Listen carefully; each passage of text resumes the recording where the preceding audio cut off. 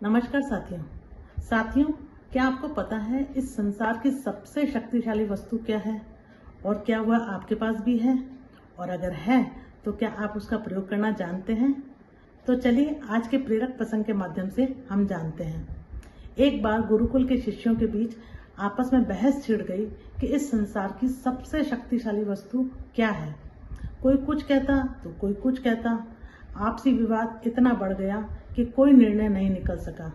फिर सभी शिष्य अपने इस विवाद को लेकर अपने गुरुजी के पास गए।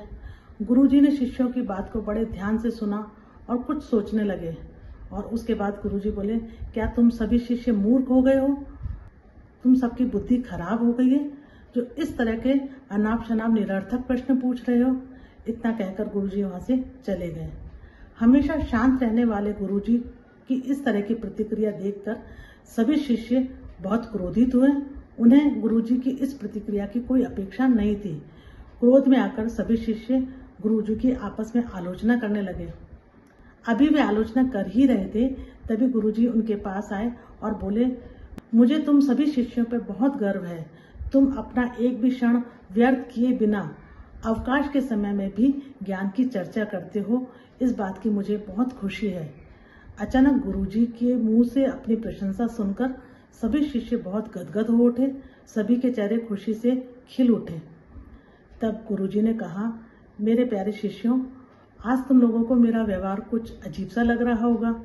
मैंने जो प्रतिक्रिया दी वह तुम्हें विचित्र लग रही होगी, लेकिन यह सब मैंने जानबूझकर किया। मैं तुम्हारे सुबह पूछे गए प्रश्न का उत्तर देने के लिए मैंने ये सब प्रतिक्रिया की। देखिए, जब तुमने मुझसे प्रश्न पूछा और उसके बदले में मैंने तुम्हें जब भला बुरा कहा तो तुम सभी क्रोधित हो उठे और मेरी आलोचना करने लगे। लेकिन जैसे ही आकर के मैंने तुम्हारी प्रशंसा की तो तुम्हारा चेहरा खुशी से खिल उठा और तुम्हारे चेहरे पर एक अलग ही चमक खिल उठी। तो मेरे प्यारे शिष्यों, इस संसार में वाणी से बढ़कर कोई भी शक्तिशाली वस्तु नहीं है। वाणी के द्वारा ही हम मित्र को शत्रु और शत्रु को भी मित्र बना सकते हैं।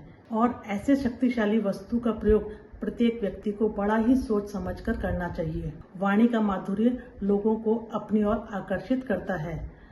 गुरुजी की बात सुनकर सभी के चेहरे खिल उठे और सभी शिष्य संतुष्ट होकर वापस अपने गुरुकुल लौट गए। साथियों, हमारी बोली, हमारी वाणी बहुत शक्तिशाली होती है। जरूरत है इसका सही प्रयोग करने की।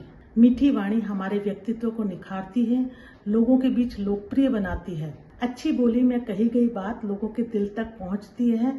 इसलिए हमें सही शब्द और सही लहजे का चुनाव करना चाहिए। इसी उम्मीद के साथ फिर जल्द ही मिलेंगे एक नए प्रेरक प्रसंग के साथ। तब तक के लिए नमस्कार।